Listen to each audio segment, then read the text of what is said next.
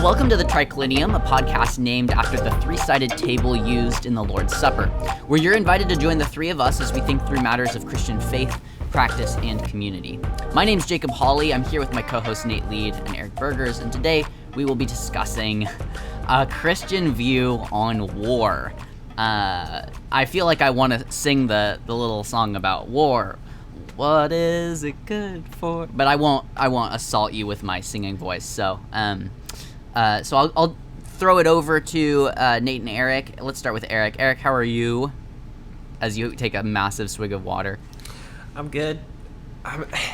Gotta be honest with you guys. We didn't talk very much before we started, but I've been so bored this week. Aaliyah's been out of town, back in Oregon for the past 8 days, and she doesn't get back until Tuesday or something, maybe a little less than 8 days. But she's down there to attend one of my cousin's weddings. I just couldn't afford for me to go as well, so she's kind of representing the family down there, and I'm just so extremely bored here. Wait, so she's there. She's there for one of your cousin's weddings? Yeah. You sent her as the representative to your cousin's wedding? I mean, yeah, I'm the only one who works out of the two of us. That's fair. Okay, So. all right, that makes more sense. I was like, well, that's an odd. Do you just not like this guy? No, it's a female, and no, I like my cousin a lot. I really wish I could be there, but yeah, we couldn't afford to have both of us go at the same time. So, okay. So she's out there representing the family. All right. Plus, well, it gives we her hope- time to just take a vacation and lot of also be around family and have Briar see family as well. So Yep, that makes sense. Yeah, I hear you, man. Whenever Lauren goes out of town, I'm just like, I stand around the house and I'm like, what now? What do I do? I don't know. I literally all I've cleaned done the floor 3 times. is play Wordle on my phone the entire time. It's That's terrible. so depressing. It's horrible. Yeah, I know. I- I just binge Nate Bargatze and John Mulaney. The specials I've already seen The like greats. 4 times. Yeah. Yeah. I'm like, haven't seen this in a while. Yeah. It's The, been 4 weeks since I've seen this one. The whole Trump assassination attempt fiascos kept me somewhat entertained. I just listened to a billion podcasts on that and news. Oh, I'm sure. I watched the Have you gotten news into now. conspiracies yet? Apparently, I watched the news. Okay, I'll say this about that: the Trump assassination attempt was such an exponential failure that I am inclined to believe a conspiracy over everybody's just that dumb that they just let that happen. Seriously, That's fair. I won't get started on it. Welcome back to the we'll Political Conspiracy Podcast. we'll talk for an hour. But it was just such a torrential disaster that it's just so hard for me to understand how the people who are supposed to be the most highly trained professionals in the United States, protecting literally the most powerful, former most powerful, but who might be the most powerful person in the world, let some kid with a gun 100 yards away almost assassinate him. How is there no conspiracy behind it? I just don't have an answer other than everybody just being literally that dumb. I have no idea how. Well, I will say, Eric, that humans are pretty dumb. But that dumb. That's a good Well, question. I guess the yeah, history It's buffs will sort that one out. pretty exponential, dude. This is where Hamlin's razor comes into play, which is never attribute to malice, which can be adequately explained by stupidity. Right. Struggled through that one. Dude, the Yeah. level of stupidity though is so I know, yeah, high I hear ya. that I have a hard time believing there's not something. But have going you on. been to the grocery store, Eric? I mean, But these are the most screened people and supposedly That's- the most highly yeah. intelligent people in the United Yeah. States. How? Yeah. They're supposed to Yeah. be the most trained individuals in the United States. You guys got Well, me going yeah, now. It doesn't it's make any crazy. sense. I know. I know. I could talk about this for a long time I was because hoping we wouldn't date this podcast, but I guess we're. yeah, I know. Well, I've been locked into all that too, just because it's the craziest thing, and it hasn't happened for 43 years. Yes. So, likewise, it's just been shaking the nation, and yeah, it's like if you weren't paying attention before, this this will make you pay attention. Crazy. Yeah. Anyways, let's get back to the. Yeah. We'll have our official commentary on that whole thing in 4 years when we feel like it's diffused enough. Speaking of war, Trump says that he said, I don't know if you guys watched his RNC speech on last Thursday. I didn't see the whole thing. I watched a decent portion of it, and he said, like, I don't know that he said day one, but he said, like, as soon as he's in office, Ukraine war, done. Israel war, done. Oh, yeah. Like, no more war once he takes office. And Oh my gosh. I don't know. I mean, we'll see, I guess. If he wins the Oh my presidency. gosh. Yeah. If he whatever. wins the All right, presidency. we're gonna let's move on. Speaking of war, we're gonna be talking about war today. But before we get there, we gotta talk to Nate. Nate, how are you? Oh, dude, I am doing great. It is a beautiful Saturday. Yeah, so next week, actually, Lauren and I are going to Eastern Washington to see my grandparents, and we're going to go to the hydroplane races, which is kind of like a family tradition for us in the Leeds. And Lauren has never been, so it'll be her first time going. Oh, and that's we are super excited. So get out of Dallas a little bit and watch some really loud, really fast boats. We're really excited. Awesome. That's Yeah. awesome.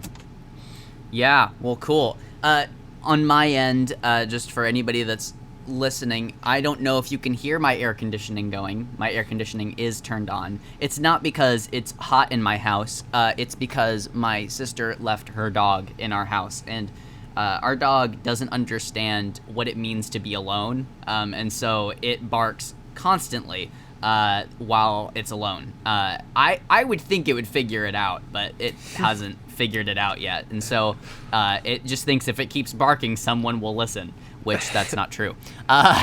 So I'm trying to drown out the little chihuahua yipping noise. Oh, it's a chihuahua. Oh, yes. I will say one of the sweetest dogs that I have owned or been around. But yeah, ever since he moved in with us, it's like he just can't be alone. He doesn't understand what that means. So Yikes.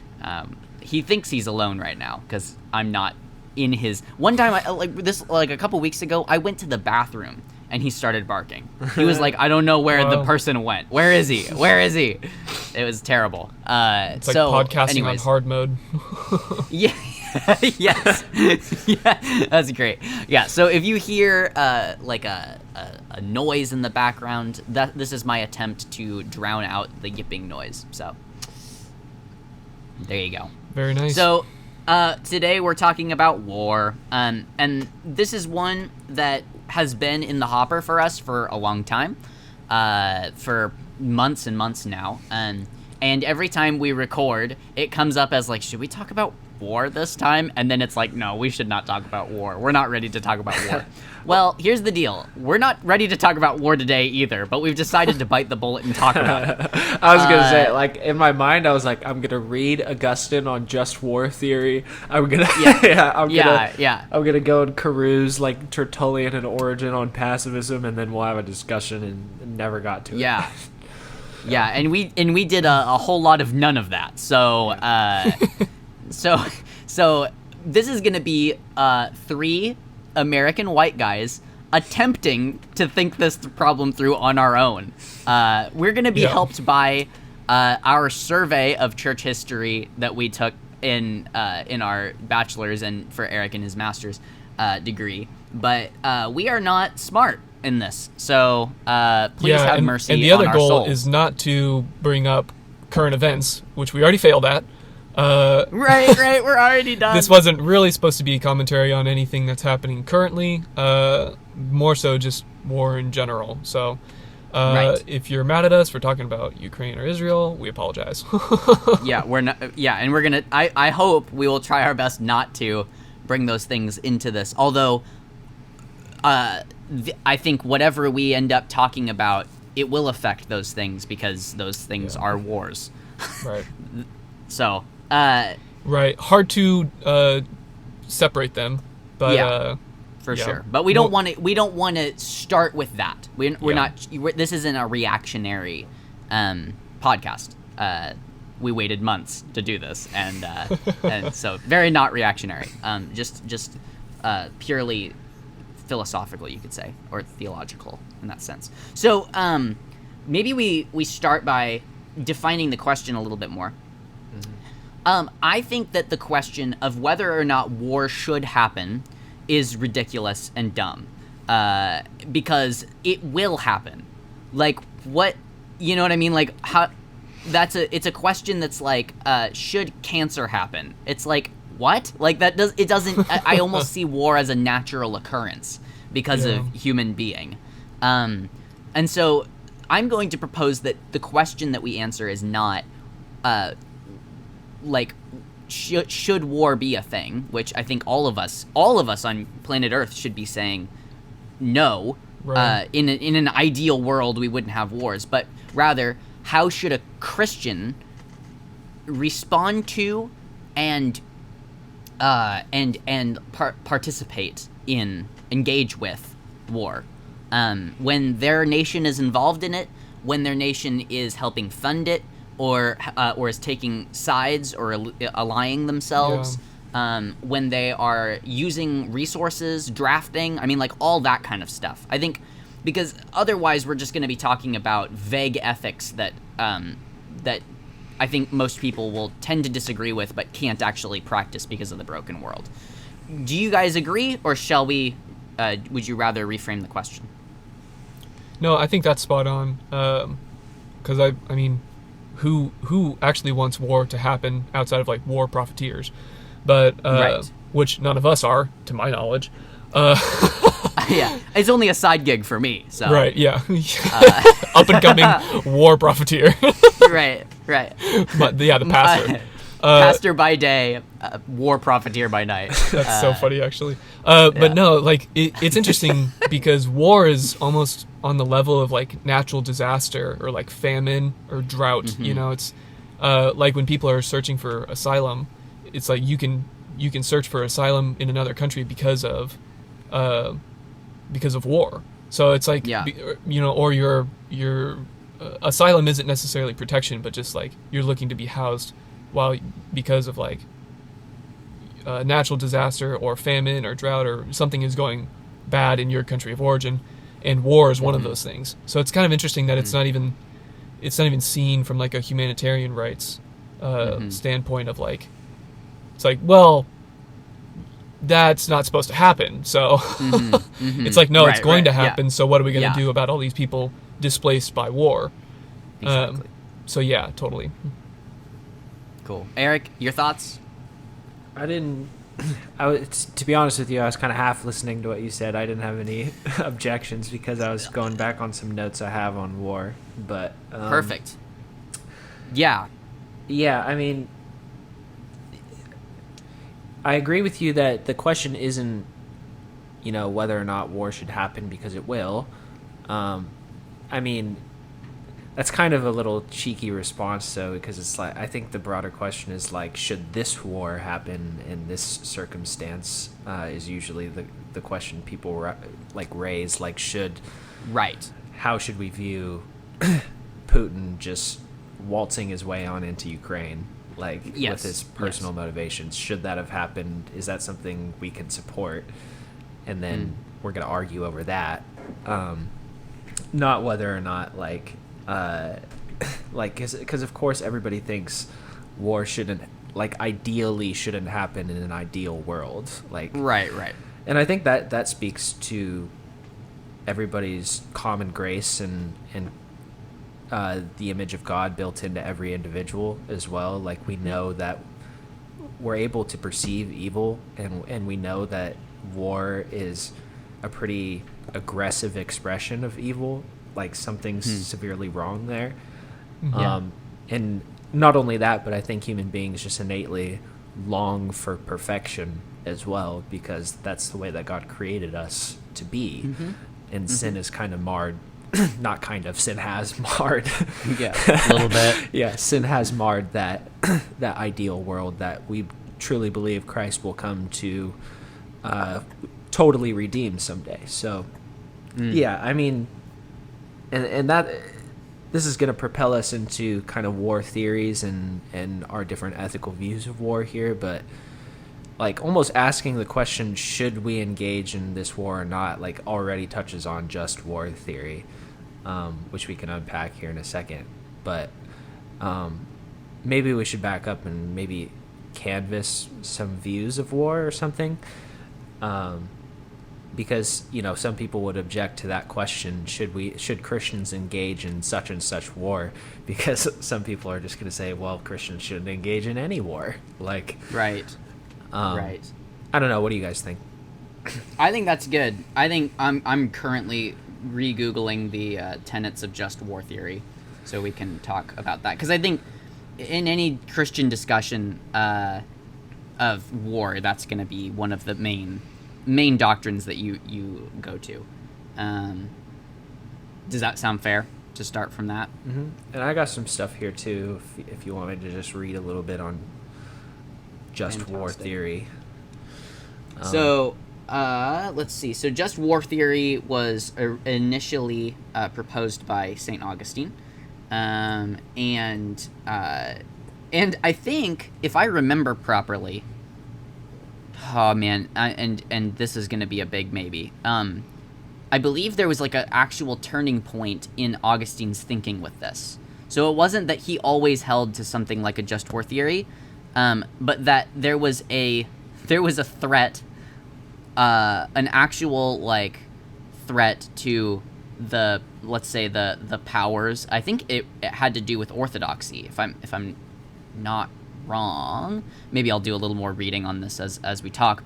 But that he actually came up with this as a solution for why it would be acceptable to go to war with certain people in his day and age. So it wasn't like it wasn't airy-fairy for Augustine. It was like a response to a concrete reality. But let's see. So origins. Oh my gosh! Come on, Wikipedia, help me out here. Eric, do you have it, Yeah, or do you have something else?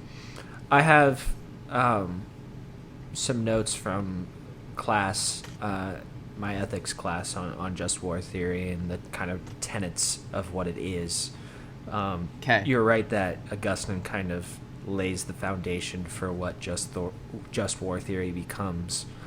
And like any topic, there's always going to be deviations of different people's thoughts on different theories as well. So I'll canvas just war theory just a little bit here, but understand for the listeners that this isn't going to encapsulate everybody's thinking on just war theory, because Sure. there's always going to be different nuances. But it seems to me that there's essentially like two things or two tenets that kind of govern what just war theory is, and it pulls from the Latin that Augustine uses, jus ad bellum and jus in bello. And the first refers to the rules that are going to govern decisions to go to war, while the second is the rules that govern the conduct within the war. So going to war and conduct within the war itself. Essentially, just war theory wants to say that there has to be some sort of formal cause that's worthy to have a nation go to war against another nation.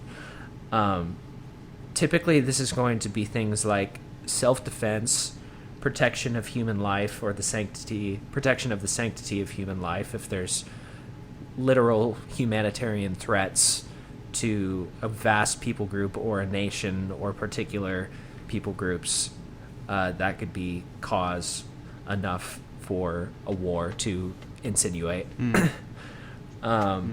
Maintaining justice, peace, and order, things like this.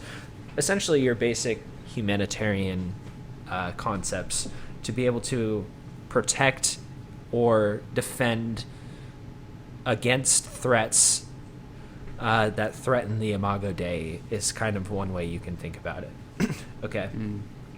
I realize that's pretty broad, but and people can obviously abuse what I just said to be able to justify any war. But Sure. that's kind of the first part of what just war theory is. The second part is obviously like how people are carrying out the actions of war, and kind of the telos, you could say, of what's happening within the war as well. What you don't want to do is promulgate the fact that you are engaging in a war for a just cause. So let's say Jacob has a nation and Eric has a nation. Jacob decides that he just wants to hurt all of Eric's people and his nation. Eric is not going to allow that to happen, so he has a just cause to be able to defend his people against Jacob.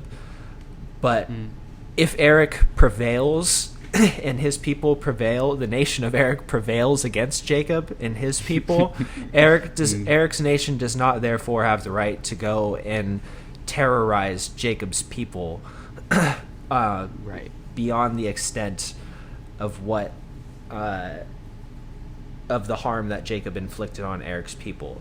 So obviously there's going to be retribution demanded for whatever Jacob did to Eric's people, but Eric's nation does not have the right, therefore, to obliterate the entire nation of Jacob. Like, if that were the case, there would have to have been some extreme evil demanding that sort of retributional cause, but that's probably not likely to be the case in most scenarios. So, and not only that, as war is being promulgated as well, so not only is it the kind of response that nations are giving against other nations, it's also the conduct of the soldiers within as well. So,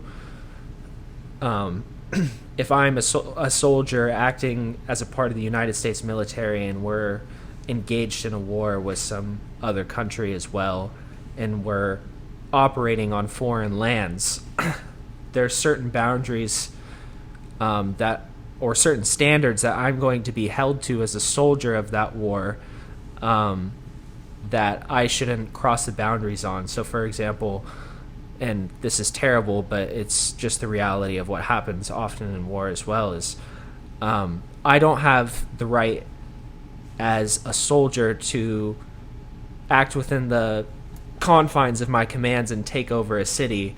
I don't have a right to therefore go and mistreat the civilians of that city in certain ways, as I'm acting out my duties that were handed down to me from the proper authorities. So that was kind of long-winded, but I think hopefully you understand kind of what I'm saying here. Is for just war theory, there's the sort of things that are going to demand that a nation gives response to in order to engage in a war. So the rules that are governing the decision to actually do the war, and then the rules that govern the conflict within the war itself. Those are the two pillars, I guess you could say, of just war theory. It's good. Thank you. Thanks for laying that out. Yeah.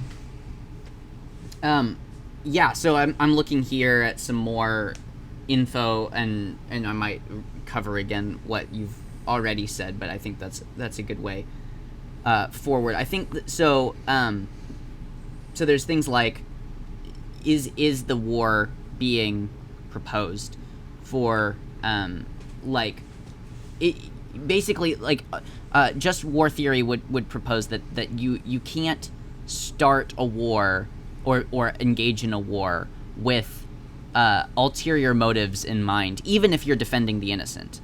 That would be another one of the tenets. So let's say I'm running for office and getting into this war would actually really help my re-election probabilities. It's also in defense of the Jews in Nazi Germany, but I'm like, one of my sole reasons is because I would really like to be reelected, and I know the people will really like if we go to war. That would be violating one of the principles of just war theory. I think there's a chunk of different things here, and I'll be completely honest. I would say the tenets of just war theory, I would say, first off, I'm not incredibly well studied within it, as you can probably tell by my stuttering and by the fact that I went to a Wikipedia article for my information, right? So again, we're talking as three people who have completed a bachelor's degree in general theology, and Eric's done some work in masters as well, so I trust him a bit more than I trust me, but I think that's a good way of like opening it up. Basically, from what I see, it's just take general ideas of what it means to be a selfless person and apply them to war, and you're getting a lot of the tenets of just war theory, and like how you then behave on behalf of a nation, right? Or on behalf of, as a representative of a nation, and so I think one of the questions that's going to arise in all of this is, for all of these metrics, how close can we actually get to knowing that we are engaged in a just war? I think this is one of the things that's hard for me, is I think of human evil and human depravity as being so complex and intricate that oftentimes we are aliens to ourselves, meaning we don't know the motivations that we carry. You could say, like, we almost have like subconscious evil that lurks, and that, I mean, I guess this could be used as an argument for just about any area of human ethics, but I think it's a real problem when you start putting it in these like very crystal clear boxes of like here's a good question based off of what I just said. What political leader doesn't factor their re-election into whatever decision they're making on behalf of their nation? Like, I would be hard pressed to probably even find one politician that isn't at some point in the back of their mind thinking about, will this get me elected or re-elected? Now, you could argue, well, maybe they don't make the decision based off of that, but we all know that in their second term. Or they're in their second term, sure. There may be other, political realities and limitations that allow them to not have to carry the burden of thinking about that. But it's a good example, and I think a lot of the other tenets of just war theory will clash with this idea, which is that humans are deeply broken and depraved and complex. So another one is like, you can't use means that are like cruel, right, and unnecessarily violent. But then you get into the question of like, well, okay, what is the appropriate amount of violence? Nate, you okay? I'm sorry. My mouse, I'm not touching it. It is going all over my screen right now. Oh, that's like it is. That's weird.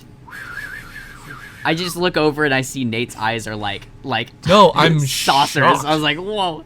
Yeah, no, I that's don't know wild. what's going on. I don't know. You I've don't never have, seen like, this happen before. exterior mouse connected that you're like sitting on or something? Oh, I do. Yeah, I totally do. Lauren's probably trying to use it right now. That's very funny. Here, let me yell out to her real quick. Yeah. No worries. Hey, Lauren, don't use that mouse. Oh my gosh, I feel like I should keep all this in. to my computer. Was something bad happening? Yeah, my mouse is going crazy. But I didn't click on anything yet. No, you didn't click on anything, I'm but messing with I you. oh you were because I was like, is somebody like remote hacking into my? It was like, woo! She was just messing with me, but my goodness, I didn't click anything hoping I guess that we're just nothing gonna bad cut would this happen. part I out. was just messing Jacob. you're crazy. Yeah. Goodness, Yeah, that was so Sorry. scary. Okay, I thought I was getting hacked. Okay, well, thanks. What Sorry, you leave guys. off with saying? Oh yeah, so I was basically, so we just had like a little a technical difficulty, but I was basically saying like, okay, so Oh, I remember. as another principle of just war theory, like you're not allowed to use more force or more violence than is necessary to complete the goal. Yeah. Right. Yeah. It like you you could say, someone could argue that the nuclear bomb was actually a huge blessing in this sense, because Big debate, yeah. there's no real, like, I mean, other than the massive fallout afterwards, those who are involved in the explosion, they're not suffering, right? It's like the blink of an eye, they're gone, right? So it's literally like the most sterile form of elimination that you could possibly, right? You're not getting shot and then laying in your pool of your own blood and like thinking about your life. It's like you're just gone. You're evaporated, right? Yeah. Yes and no with that. The radiation fallout after that was pretty It was bad. horrific, right? But So. but just like let's like leave that off the table for a second. Sure. Someone could technically argue that maybe that's like a fair way of doing it. So the question just becomes like, what do you mean when you say like force and violence, and like what parameters are you allowing? Because like another element of that is like, even the livestock, I'm sure, was deeply affected, and the ground, the soil was affected by nuclear explosions. So the people that created it were probably thinking, this is a very fast way of ending the war, so that so many other people won't die. And so it's you could say it's almost a necessary evil, right? We have to drop these bombs, and it will be quick, a quick end to the war. It will force our enemies into submission, and then we won't have to worry about it anymore. Just as a quick note on that point as well. Yeah. I think this is pretty well attested, so I don't think I'm saying anything new here. But the debate that happened at the time of whether or not they should drop the nuclear bomb from the United States perspective was specifically because Japan was not going to surrender. They were they were going to hole up in their own country and prolong the war. Their philosophy was to literally fight no matter the cost until victory. And so the United States' dilemma was, do we prolong this war years and years until we've literally physically evaporated the population of Japan? And not only that, but sacrifice thousands and thousands of our own troops to stop Japan because they're not going to stop? Or do we drop the nuclear bomb and end it in one fell swoop? Obviously, we know how that played out, but that was the moral dilemma that was going on at the time of the nuclear bomb.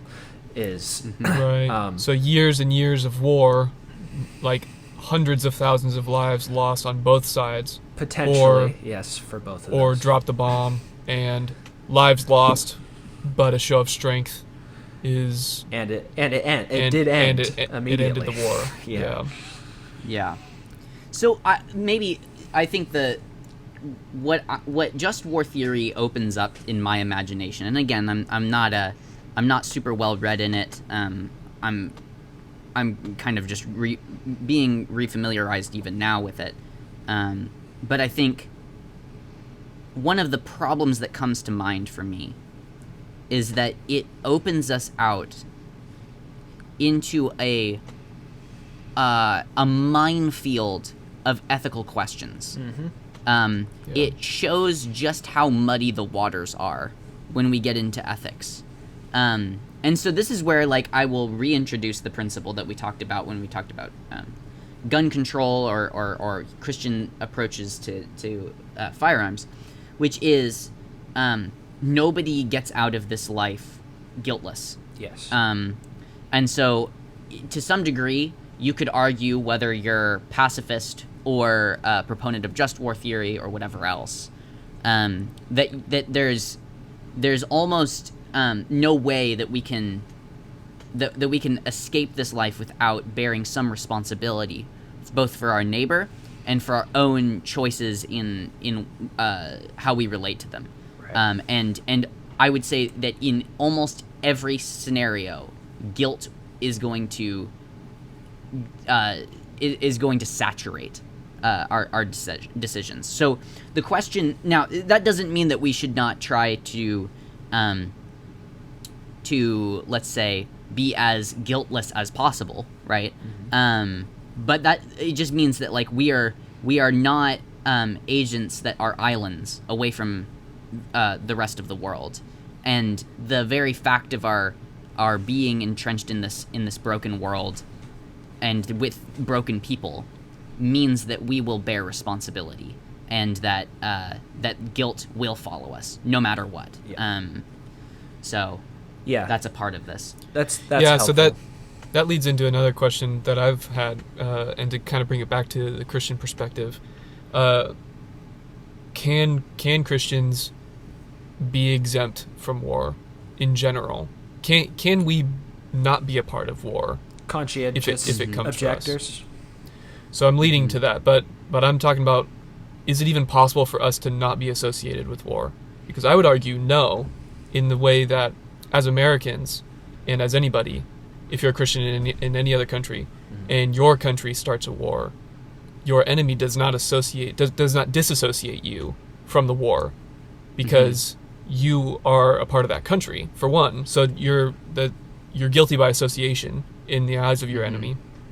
But then also, here in America, our tax dollars, very much so, go to war efforts. Yeah. And so, we might say whatever, like we disagree with whatever war's happening, and we don't want it to happen, but in the eyes of our enemies, we're funding that war with our tax dollars. So and that's not by choice. We have to do that, or risk not paying taxes and being fined or going to prison on tax evasion or whatever. And so, can Christians even be exempt from being a part of this? What do you guys think? Yeah, no, they can't. Yeah. It's one of those things. To give kind of a personal example, like when I was in high school, at the time around 2016 with the 2016 elections, things were so like hotly debated, and there was so much hatred going around that I just told myself, I hate politics. I want nothing to do with politics. And I had a government class that year, and the professor of that class would say, you can hate politics all you like, but you can't escape them. A distance view or a hatred of politics is a politic. And so mapping that on to what's going on here, you can hate war all you want. And I think Christians should have a righteous hatred of war, because we recognize war involves inherent evil, and we're called to righteously hate evil. And to love our neighbor. And to love our neighbor. And to have a worldwide view of our neighbor. But your abstinence from the war is, in fact, a position on the war.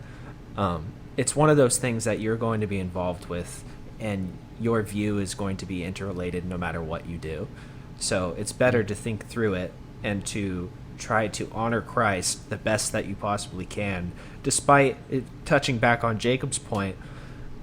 There's going to be misaligned interests no matter what.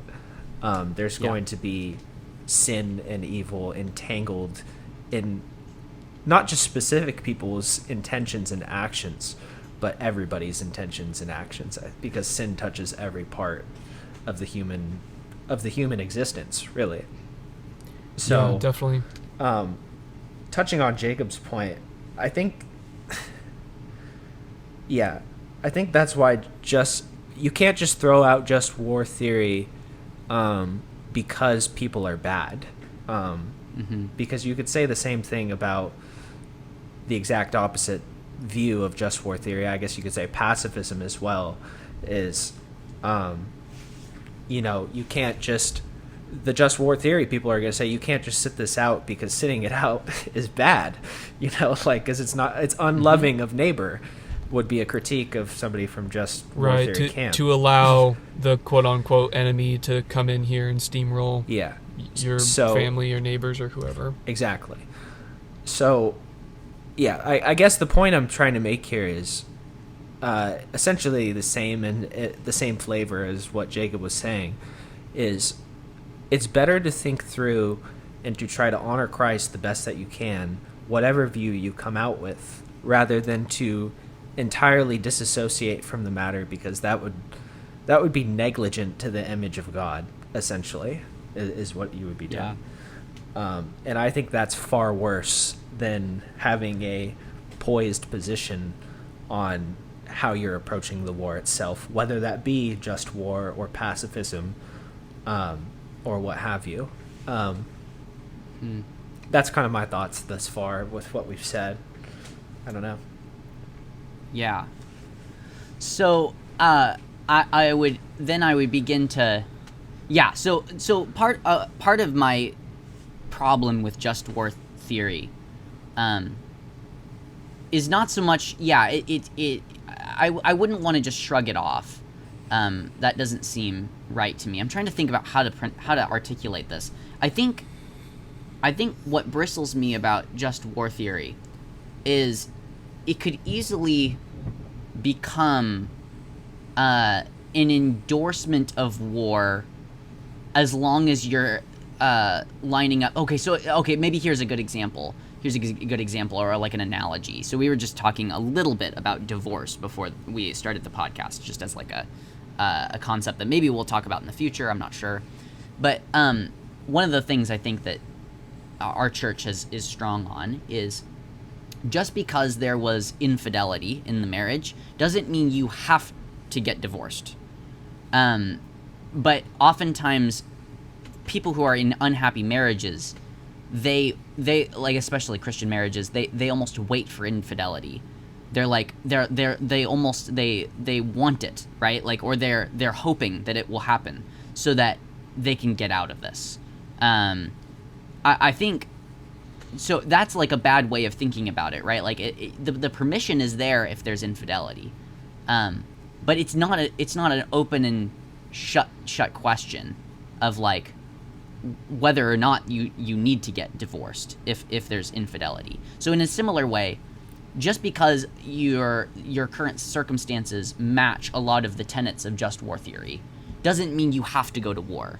But it almost like there's a part of me that's like, whenever we begin trying to set up axes by which or guidelines by which we can keep ourselves from doing something that we find ourselves doing a lot of and maybe isn't good for us, it very quickly can become a license. It's like, okay, I got all the requirements I need. Now I can go and be fully advocating for this war.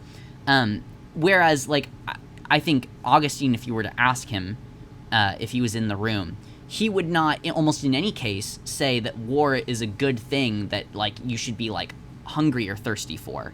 And I think one of the things that I see happen in a lot of my circles is when a war gets started, Christians are not good about taming their tongue from the rhetoric. And that's what scares me, is they almost give themselves away, where they say, like, well, it is all just, right? And then you'll hear, like, I once heard a pastor say something along the lines of, and this was in regards to Israel-Palestine, he said that the Palestinians, they something along the lines of they need to be smoked out like rats.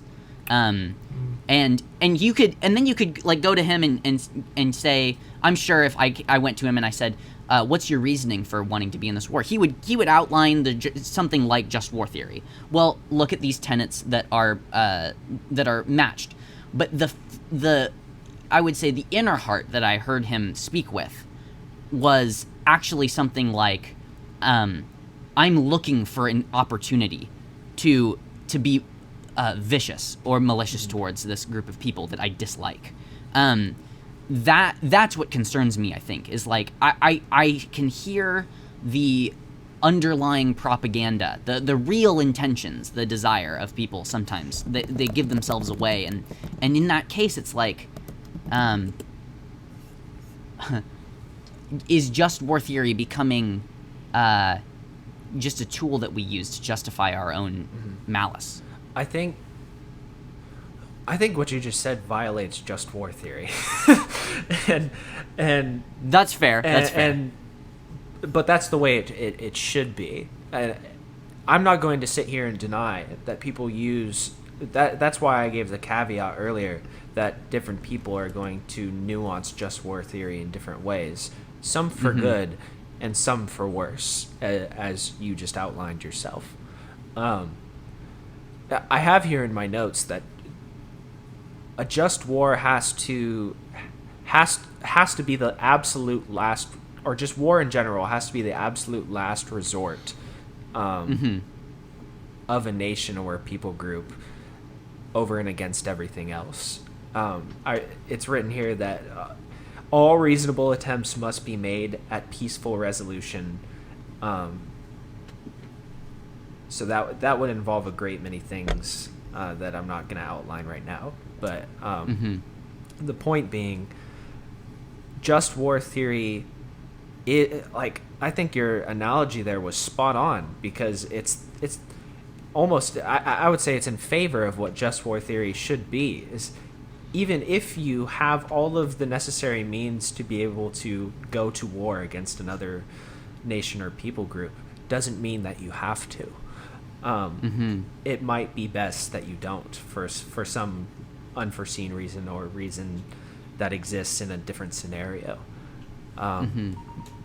So that was a great analogy, I think, in lockstep with what just war theory should be.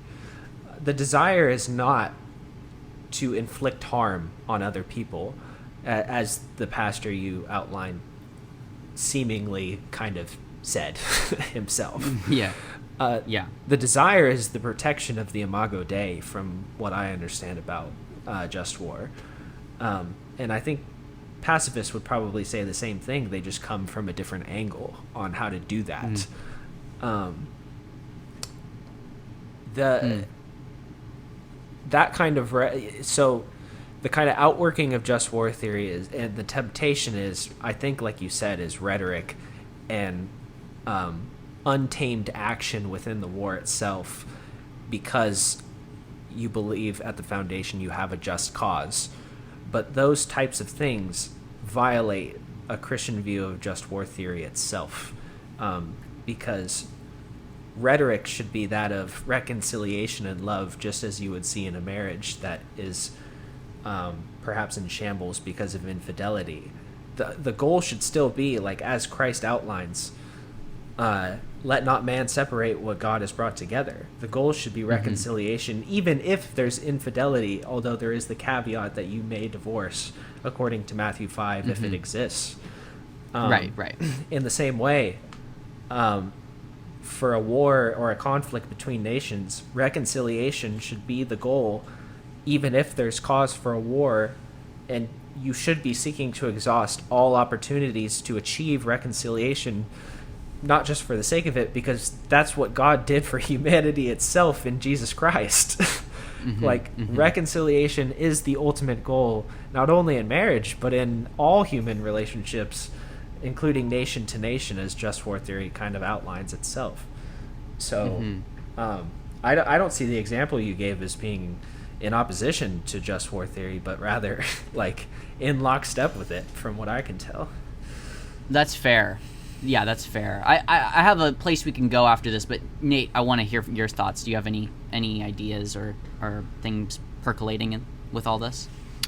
Yeah, I mean, one thing that's coming to my mind is like, I don't have like the best descriptors for it, but like as a Christian, and maybe if we were to take I guess radical Christian view, because most people were Christians during World War II, or at least the gospel was much more inundated and saturated in the culture and amongst leaders.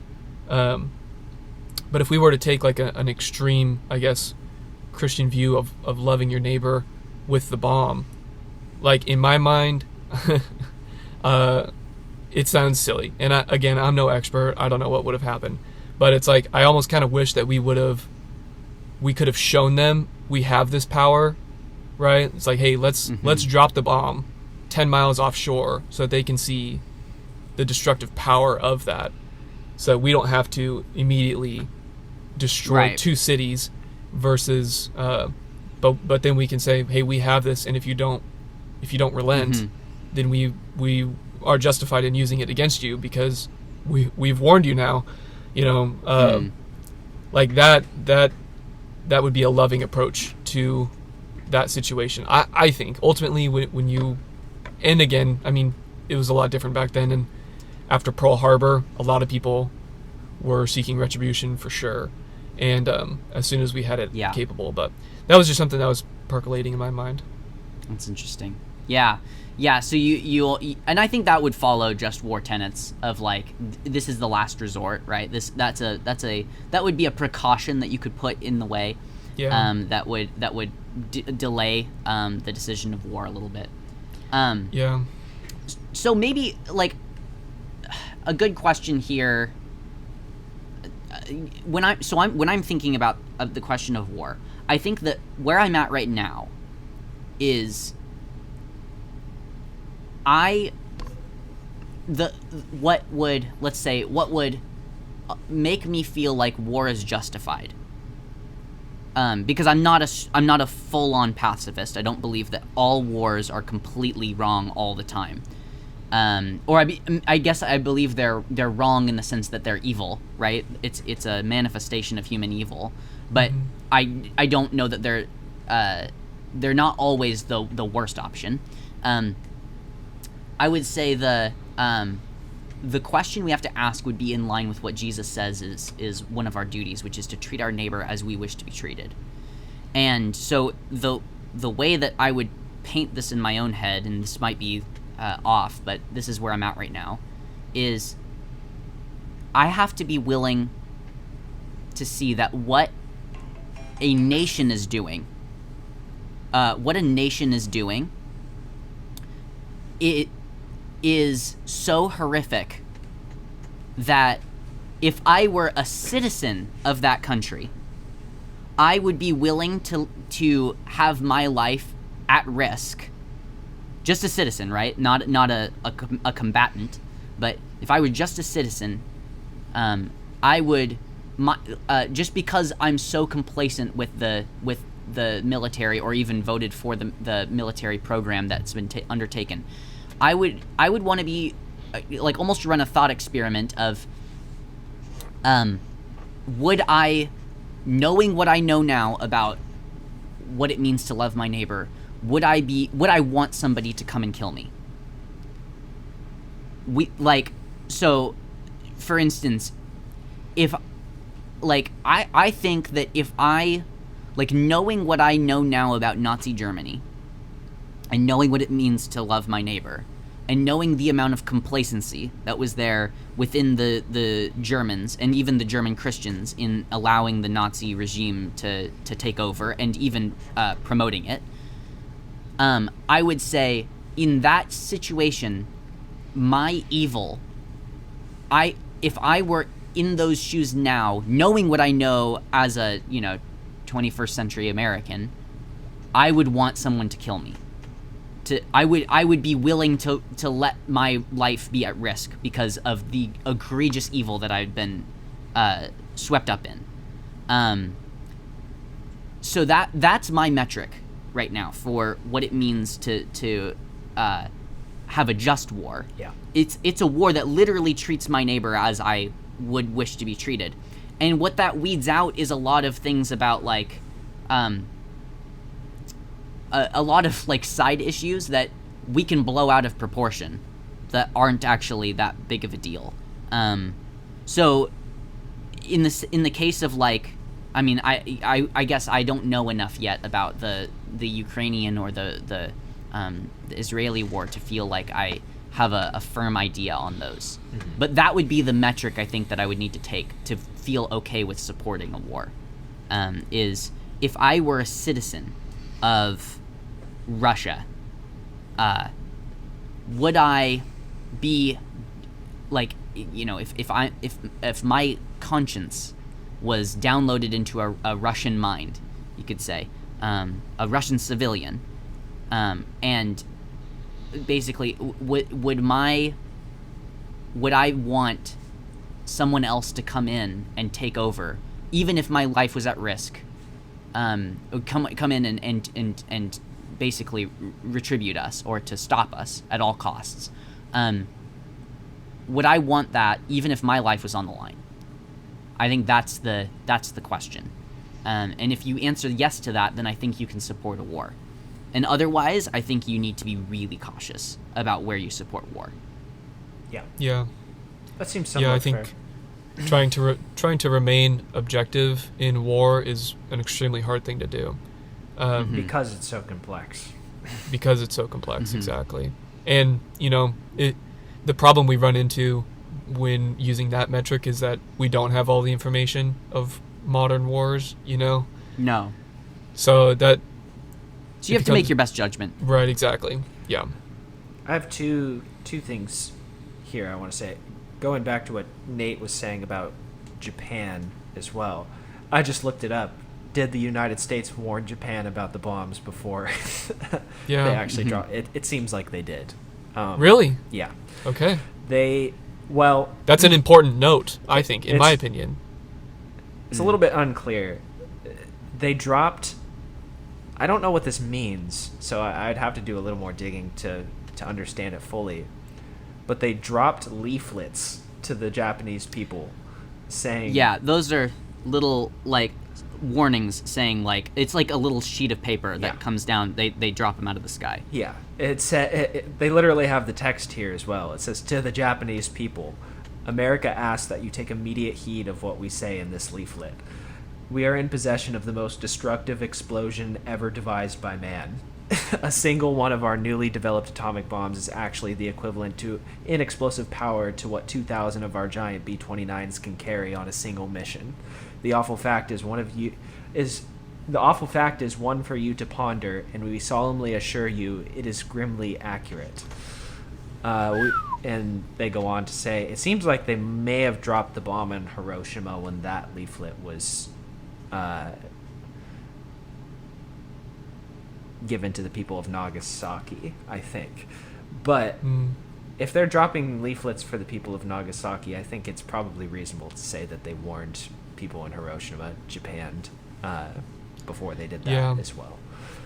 So the warning... That's crazy. The warning seems to be present. And it goes on to say, evacuate your cities immediately. Okay. Yeah. So Wow. it seems like they did warn that. The second thing on Jacob's point was, what's really ironic about what Jacob's saying, at using Nazi Germany as kind of a case trial for just war theory there, is right after that, the biggest global example of natural law took place. Defense of natural law took place right after that as well, as a sort of foundational judgment point for how we engage in global law and global human rights. And I'm of course referring to the Nuremberg trials, happened right after that. Right. And which is essentially right in line with what Jacob is saying, is if these certain laws, these certain basic human rights and principles are violated, we therefore have a right to come in and defend the human race from your evils. Right after that, Right. essentially, is what the Nuremberg trials say in a very big nutshell. But so I just thought those two things were interesting to add to what you guys both were saying. Yeah. Yeah. So like, I think I will always advocate here, like, for creativity, because I think that it's so easy to get trapped in dichotomies of, do we fight in a war or do we not fight in a war? I think a Christian posture towards war can be really creative, because we've been given the freedom to do so. Knowing that we've been forgiven. So if we take the wrong action, right, or if we take an action that really, it's creative, but it's not the most established path, there's forgiveness for where we might go wrong. So I would say things like what is it called? The movie about the conscientious objector. Yeah, I Hacksaw was just gonna bring Ridge, him up. Thank you. Yeah. I was like Table Saw Valley. What's that one called? So like Hacksaw Ridge is a great example of Christian creativity. It's not that he didn't engage in the war. In fact, he was perhaps one of the most sacrificial people in the war because he was unwilling to fire a weapon at his adversary, and he was spending all of his energy picking up the people that were in the war that he was unwilling to help fight. And so, like, I think there's merit in that. And you know, you can go in and argue that, like, well, had he fought, maybe less of those people would have died. Okay, maybe. But, like, I think that the creativity there of not wanting to use imperial power of violence and threat of death to because of Christian principle is, like, it's certainly well-founded and in history. So what do you guys think about, like, creative approaches to war? Yeah, so I was just going to bring up Desmond T. Doss of Hacksaw Ridge, and because he didn't enlist, he was drafted, so he couldn't escape the draft, but he still went willingly and decided to be... In the movie, didn't he go and enlist, though, before he was drafted? I'm not sure. I haven't seen the movie in years. It's from 2016. I'll go with what you say over the movie because they might have just done that for dramatic effect. No, well. Maybe, but I looked it up from the World War II Medal of Honor website, and he was drafted, and so he couldn't escape it, but made the best of the situation and was a conscientious objector. Ended up saving like 75 lives, including Japanese lives, as well as sacrificing himself. He dove on a grenade, survived the explosion, and then this wasn't in the movie, but later reports, as he was being carried off the battlefield by other soldiers, he was on the stretcher, and as they were carrying him off, he saw somebody else that was wounded and rolled off of the stretcher, told the soldiers, take him instead, and then crawled the 300 yards back to safety. And while under fire, and a bullet ripped his left arm apart. So he crawled with bleeding out of his left arm, like dying after surviving a grenade explosion, crawled 300 yards under fire to safety after protecting all those people. So, I mean, an incredible story. Like, I'm getting chills. I don't know if you guys are, but I want to go back and watch that movie now just to relive that, because it is such a good example of how Christians can engage in war and yet maintain love for neighbor as well as love for the enemy. And then another example that came to my mind was Dietrich Bonhoeffer, which many people are familiar with, but he was a theological student. He was German, right? Yeah, so he was German during the time of World War II, and ultimately came to the conclusion to take it upon himself, as well as the shoulders of some other countrymen, to try and assassinate Hitler. So that is almost in contrast to Desmond Doss. Dietrich Bonhoeffer was able to escape the war and yet felt the need to engage with it, and engage with it in a way that is opposite of the way that Desmond Doss did. So Desmond Doss being nonviolent, and Dietrich Bonhoeffer taking the responsibility to rid the world of Hitler, which is crazy as well. So it and I don't think that anybody would argue that Dietrich Bonhoeffer was an unfaithful Christian, and I don't think anybody would argue that Desmond Doss was an unfaithful Christian. But both men, holding to their beliefs, were able to, I guess, justify their position in a way that maybe we can look to, and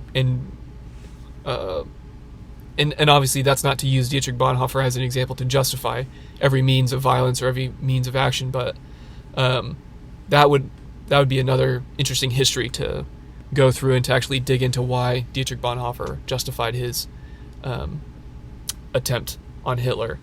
Well, go ahead. I was actually just talking with I would call him a Bonhoeffer scholar. He's read almost or a huge chunk of Bonhoeffer's writings, way more than me. And I've read a good chunk. And he has a buddy who's writing a dissertation on Bonhoeffer's like reasoning for this, and he basically says that Bonhoeffer tries to justify it by almost every possible means, and can't figure out a good way of justifying it. Oh, okay. Yeah. And so he ends up basically acting. He drives himself crazy over it, and then just he knows it's right, and so he goes, or maybe he knows it's the loving thing to do, right? And so he makes the case that Bonhoeffer didn't have actually a systematic justification for doing so. He basically risked his own guilt in order to do it, which is very in line with his own ethics. The taking on of guilt, right? So, but yes, no, that's really good. So I think one of the things that we have to keep in mind with all of this is something that came to mind right at the beginning for me, is Augustine is writing post Constantine, meaning post the church being enmeshed within the state, or having a significant role in the state, and the church had never seen power like that before, and so the church was, before Augustine, incredibly committed to nonviolence, to the point where, like, I've got some quotes here. Tertullian says, Christ, in disarming Peter, disarmed every soldier. He also said it's absolutely forbidden to repay evil with evil. The Origen once wrote, you cannot demand military service of Christians any more than you can of priests. We do not go forth as soldiers with the emperor, even if he demands this. Except Cornelius. Well, right. So you can see that there's blind spots for sure, but I do think it's that it's fascinating that it was such a firm insistence, and I think your place in your culture also will determine your posture, right? Augustine was dealing with a time where the church enjoyed more of a say in the governance than Origen and Tertullian did. Yeah. And so I think there is a sense in which the enmeshment of the church into the state changes our posture in these ways, and that actually makes me really suspicious. And so this is part of where I would say Christians as a whole ought to take a break from governmental power. And this is a much broader conversation, and I know that we're coming to the end of our time here, so I guess we could maybe leave it as a cliffhanger. Yeah. But it is not at all obvious to me that Christians need to participate in governance, even down to the slightest minutiae of voting. I don't think that we need to be practicing members of governance. And I think that in almost every case where Christians have taken up the status of governors, even in the smallest way, it has reflected poorly on us, right?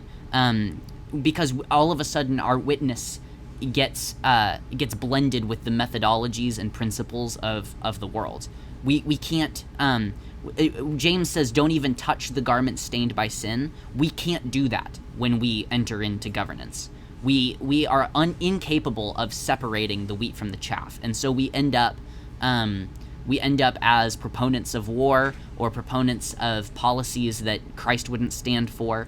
So here's an example of this. I before I was in this camp of like basically being an anti politics Christian, and not in the sense of like we can't do anything that resembles like the political, meaning I think there's room for creativity, right?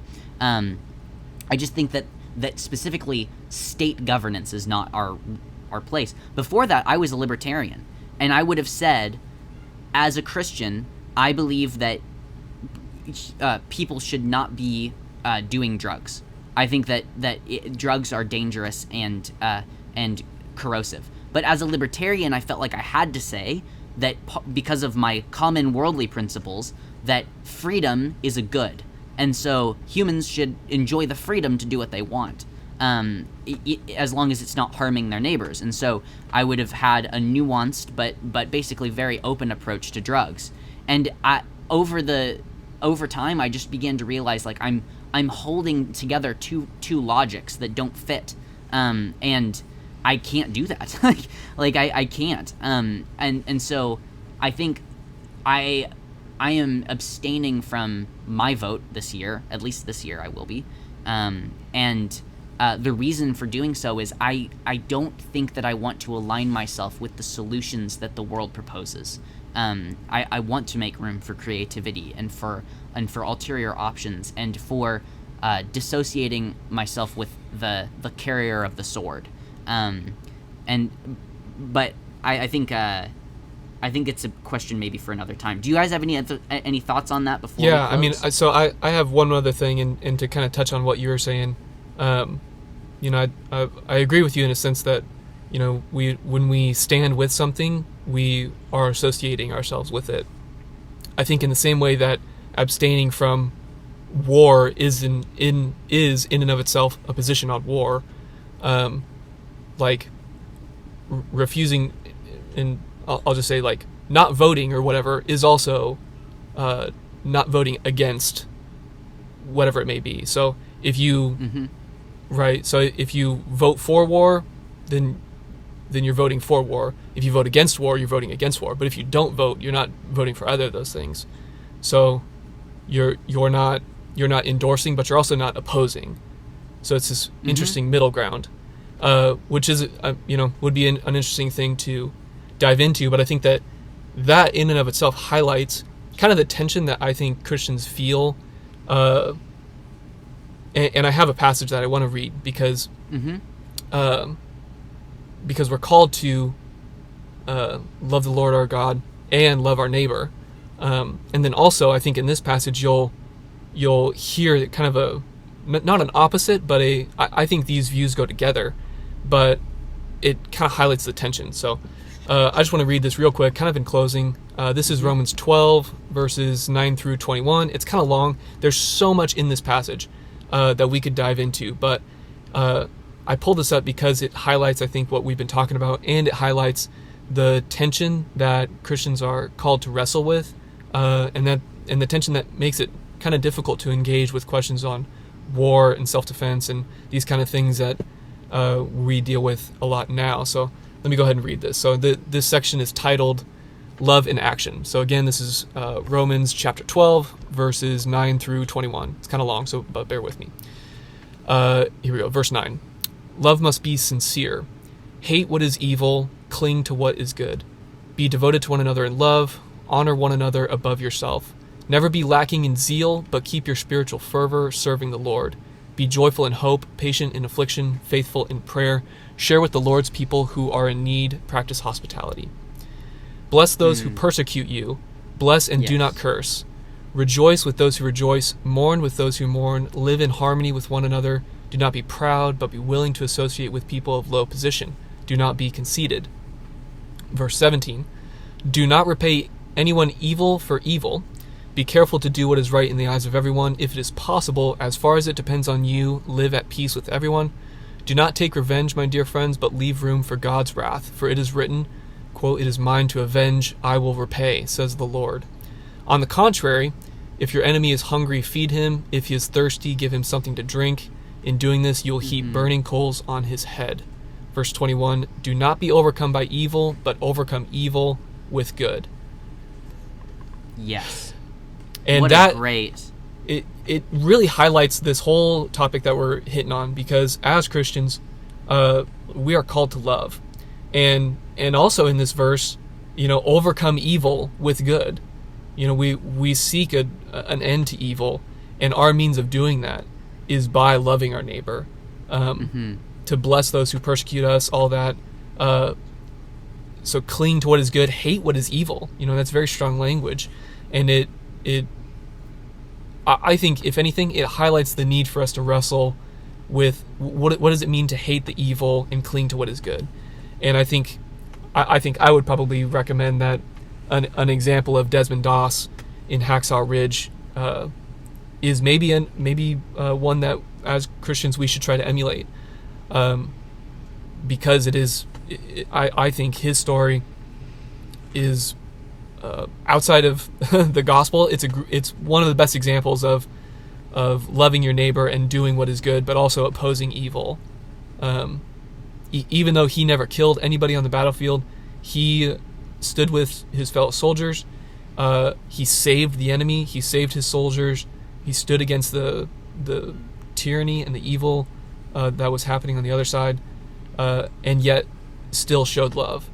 And I think that's what we all should be trying to do. Yep, I think you're right on. So what, like, as a thought experiment, what if the church as a whole, given that there will be a world, meaning I'm not proposing that everyone on planet Earth do this, but rather that just those who find themselves a part of the church do this. But what if the church acted as the charitable hands and feet, not that were, you could almost say, bipartisan in any governmental situation. So we take up the hands of charity. We're no longer people who take up a rifle to fight a battle, but rather we decide that for all those whose houses have been burnt down because of the war, for all of those who have we build houses for those people. For the people who have lost loved ones, we provide proper burials and help sustain those who are widows and orphans because of this. For, like, what if that was our approach to war, so that we are absolutely engaging in war, but we're engaging it as a witness against it, as a witness against what it needs to be, right? I feel like like I said, there's certainly room for Christians feeling like maybe the only option really is violence. In the case of Dietrich Bonhoeffer, for sure, yeah. Sure. Like using him as an example, yeah. Yeah, because I think that if you follow the metric that I laid out before of, if I was the person that I'm going up against, would I agree with you that I need killing, right? Like, if I knowing what I know now, if I were to put myself in the Nazis' shoes, would I say, oh my gosh, please come against me and like, I will gladly depart from my life, given the heinous evils that I've helped commit, right? Or would I be hesitant, right? Would it be like, because I think there are some wars where it's like, especially in the last, let's say, 50 years, where maybe America really didn't need to get involved.